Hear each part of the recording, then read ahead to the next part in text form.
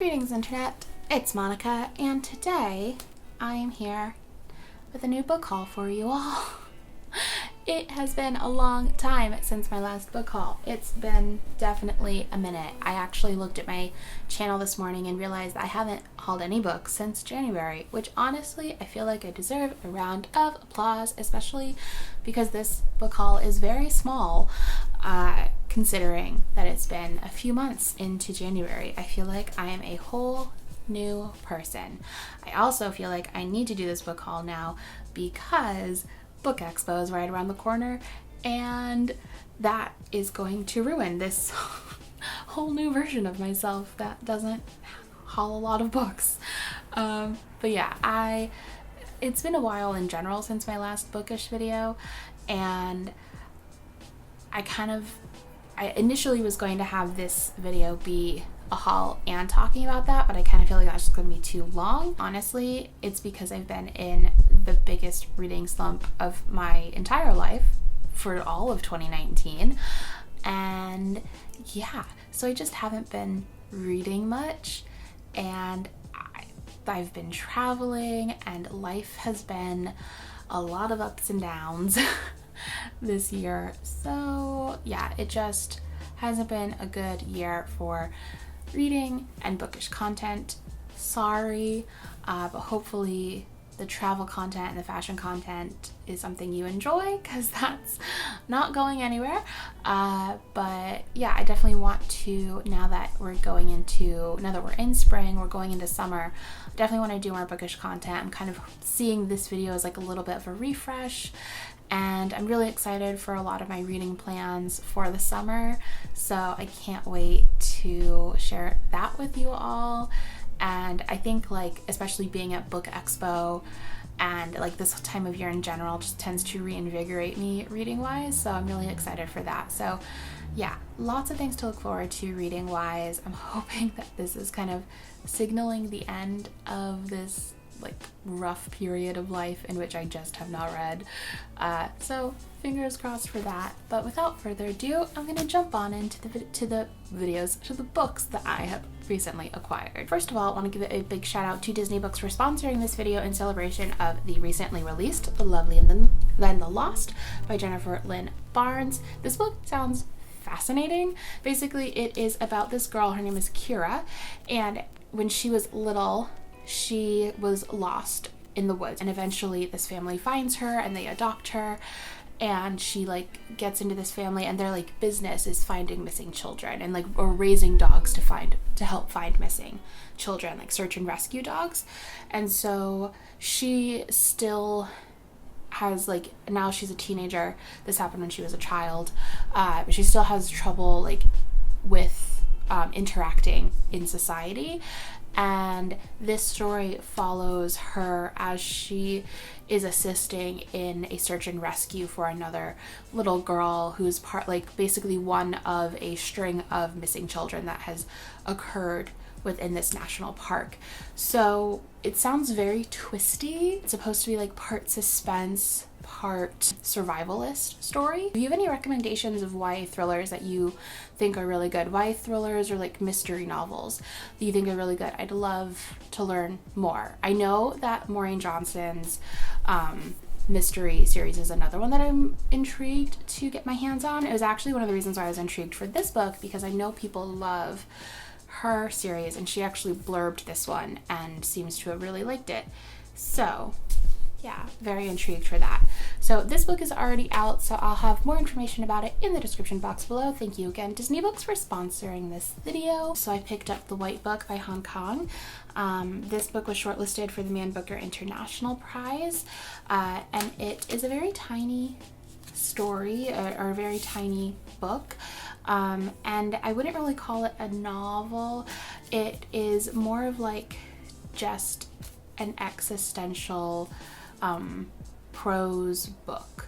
Like each chapter is super short, like some are just like one page and just sort of like vignettes, and they're all sort of exploring grief and death. I've actually never read anything by this author, and so I decided to pick it up. One of the things that I have wanted to pick up more of has been Korean fiction in translation. And I'll be 100% honest, it's been a little bit difficult because I kind of feel like a lot of the books written by Korean authors are books that I typically would not pick up. Not, I mean, that I wouldn't pick up en masse, you know, like I'd pick up one or two, but it's not like my go-to genre. Like I kind of feel like it's definitely more of the like literary world, all the like translated Korean books, specifically like sad literary fiction. Like every Korean book that I've been able to find that has been translated just seems to be like very depressing, which is like there's nothing wrong with that, but I would kind of like some diversity in the types of stories that are translated. I do wish that there were more options too, as like much as I appreciate the options that we do have. I hope that I'm making sense of that. Then I also got Frankly in Love by David Yoon. This one was actually sent to me by Putnam. It doesn't come out until September, and it wasn't on my radar at all until it showed up. And to be honest, I don't typically accept unsolicited ARCs. I also never request books in advance either. So it's rare that a book will show up on my doorstep unsolicited and I'll include it in a haul. But this one really piqued my interest, and it's because it is a story about frankly, well, I'll tell you what exactly piqued my interest was the first couple of lines from the synopsis on the back, which says, Frank Lee has two names. There's Frank Lee, his American name, then there's Sung Min Lee, his Korean name, which no one uses, not even his parents. And so it's about Frank Lee, who, you know, he is this very like Americanized Korean boy, and he ends up getting to date his like dream girl, but his parents really want him to date, you know, a Korean girl, and she's white, and so it's about their relationship. I think that there's like a fake relationship in it too. He ends up like fake dating Joy Song because she's kind of in a similar predicament as him, and they both just sort of want to live their own individual lives. And yeah, I'm super intrigued for this. I haven't talked about this on my channel yet, but I'm doing a Korean read-along, readathon in July, the very beginning of July.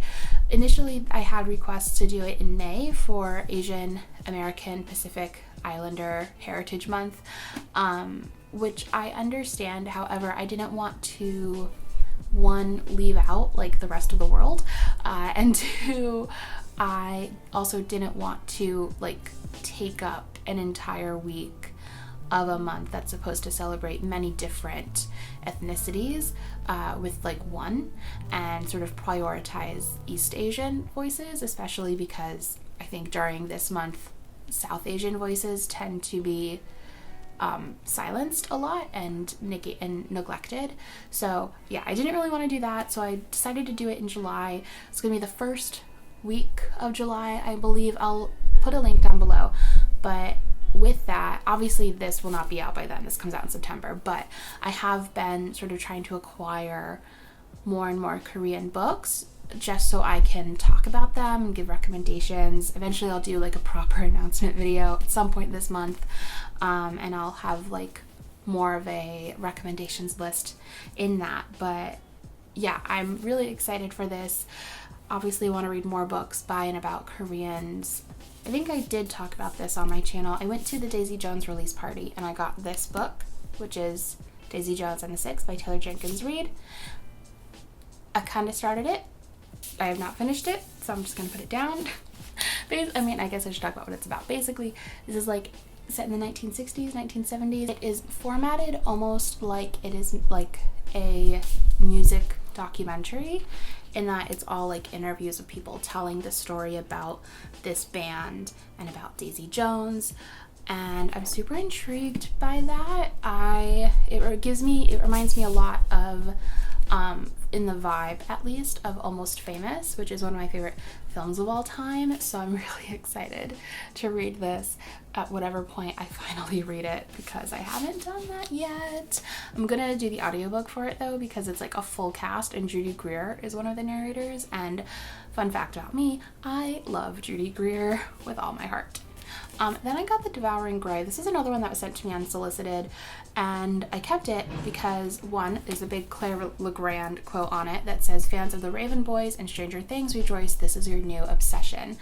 And I like the idea of the Raven Boys and the idea of Stranger Things, but I have not read the Raven Boys in its entirety because I fail at finishing things sometimes, and that's one of those things that I failed at finishing. And I failed at watching Stranger Things because it was too scary for me, but I really liked the idea of both. So because of that, I was really intrigued. And also, I've heard that this has really good queer rep. I, outside of that, don't know a lot about this book. Those were like the reasons why I kept it. I think there's supposed to be like 3 different chosen ones in this story. I feel like I should be able to tell you more. It's full of witchy atmosphere, according to Amanda Foody, who is the author of Ace of Shades, which I have also not read. Sorry, am I a booktuber? I haven't made a booktube video in months. Can you even call me that? I don't know. And then the last book that I recently acquired is Millennial Graham. Millennial Graham?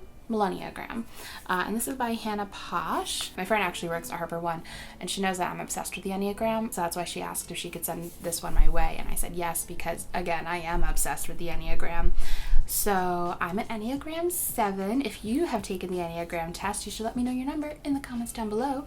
But yeah, I'm an Enneagram 7, and the Enneagram has like helped me a lot in that, you know, obviously, I think all personality tests should be taken with a grain of salt. And, you know, what I like about the Enneagram is that it doesn't say like, oh, this is your number and this is all you are. It's very much so, you know, there's a lot more of a flow to it. But at the same time, like a personality test or, you know, these types of things, I think they're useful for you if they're useful for you, and if they're not, then they're not, is that kind of thing, you know? And for me, it's been very useful for me because in a lot of ways it gave me the words to talk about a lot of the things that I had been struggling with that I didn't even realize, like I had never just had the words for. And that's why I really love the Enneagram. I also love it because it talks a lot about like who you are and how you react in moments of duress or distress. And I really appreciate that because that's very helpful for me. So yeah, this is sort of taking a refreshed look at the Enneagram, kind of a little bit more of a youthful look at it from my understanding. I have read this one already, and I will say that I think it's a really, really good introduction to the Enneagram. I think if you are new to the Enneagram, if you don't know a lot about like all the different parts of it, I think this book does a really, really good job of just explaining all of it. Much better than anything I've read online. And it's a lot clearer than anything that I've read online. What I like about this book is that like at the very beginning, like she makes it very clear that this is not going to be a religious take on the Enneagram. She talks about being queer and like her own issues with religion, her own like background with it, which I really appreciate, and I like that there is something out there that just has that sort of spin on it, so that, you know, just diversifies the texts out there on the Enneagram. I will say that I don't love the writing. I think at some points it can be kind of cheesy. She curses a lot in like, and that is not something that bothers me. Like cursing doesn't bother me, but it just sort of felt like put on in this at times. Like it just felt like trying really hard to be like quirky, which I guess makes sense because she does talk about how she's an Enneagram 4. But yeah, I didn't love all of that, but I do think that like the content itself is very helpful, especially for people who are new to the Enneagram. So yeah, I have that one. So yeah, those are the books that I've recently hauled. I was initially going to have this video be in 3 parts and talk a little bit more of like my recent reading.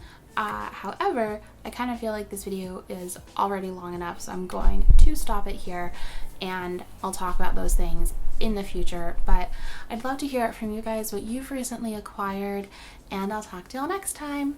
Bye!